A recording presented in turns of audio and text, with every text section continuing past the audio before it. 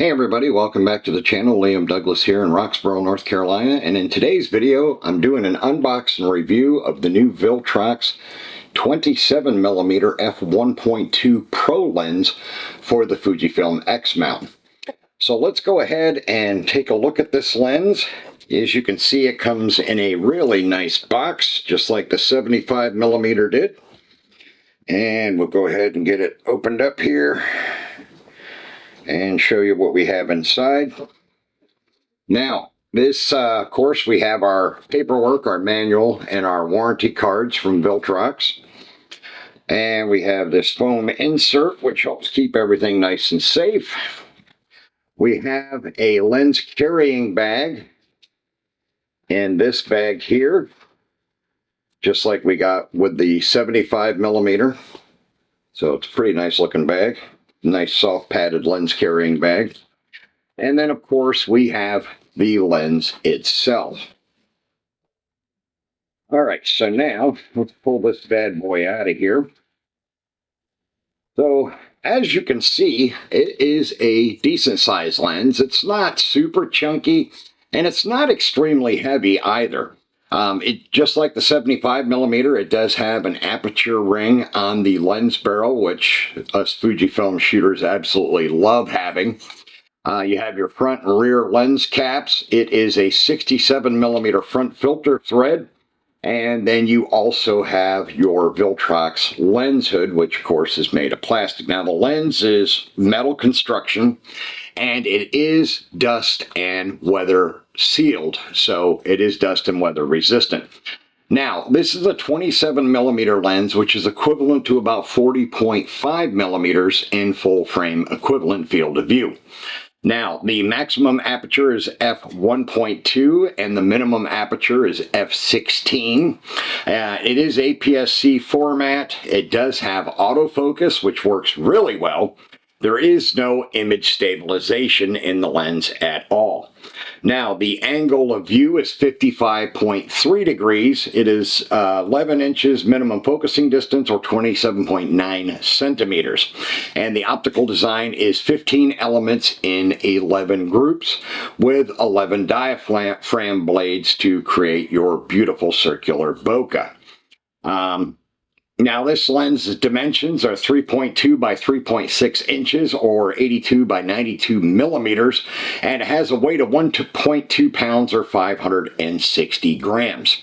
Now let me show you here for comparison the 27mm versus the 75mm. So here's the 75 and the 27. So as you can see, the 75 is just a little bit taller. And it's a little bit bigger in diameter, but these are both very nice lenses, very well constructed, and they perform beautifully. Now, I'm going to go ahead and include some sample images in this video. I went out today and did a little bit of street photography in South Boston, Virginia, to get some sample images for this video. I hadn't been up to South Boston for a little while, and I don't want to bore my viewers with just street photography in Roxborough all the time, even though uptown Roxborough is a beautiful small town area. I figured I'd mix it up a little bit and go up to South Boston today and give you some images from that area. So we'll go ahead and take a look at those images now, and then we'll come back and we'll wrap up this video.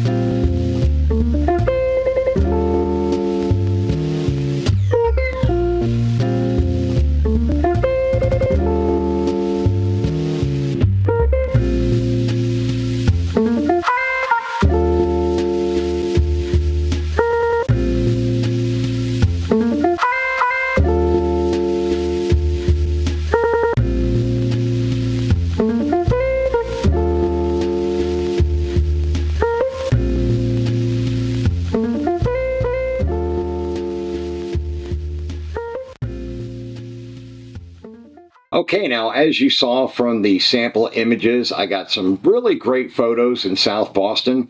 I did shoot some of them at f1.2 and then the rest of my shot at f4 just to give you an idea. And because when you're doing street style photography, you want to use a better aperture like f4 or f8 so that everything is in sharp focus and you get good details in your images. But I did want to throw in a few of them that were at f1.2, like some of the street signs. I shot those at f1.2, just so you could get an idea of the lens's performance. Now, this lens is incredibly sharp from the center out to the corners, even at f1.2, and it has really good contrast as well.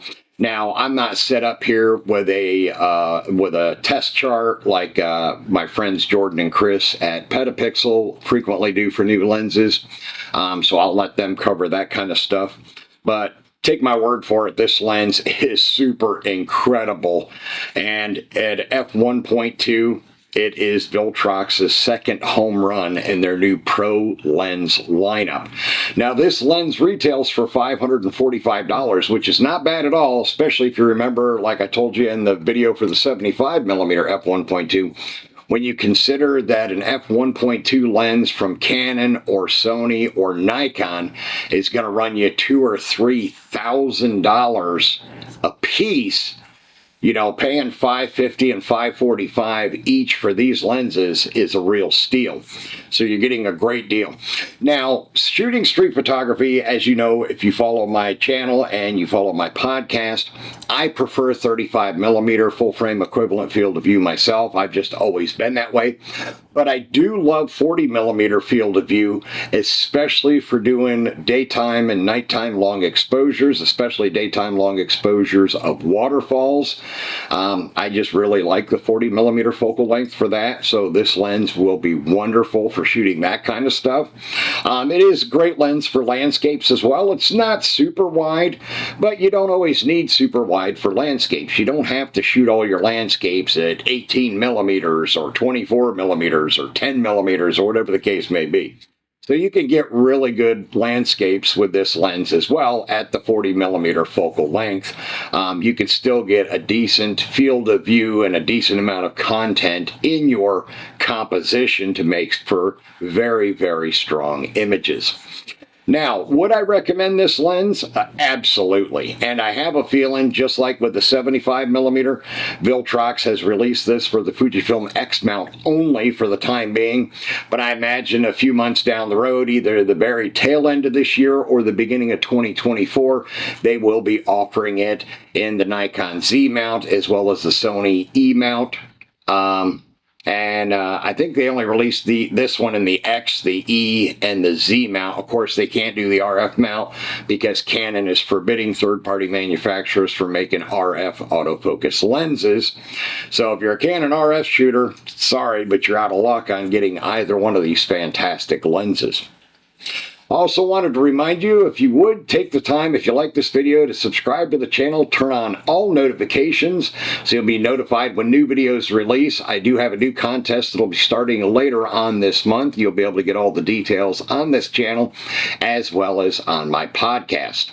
All right, that's going to wrap it up for this one. I will see you in the next video.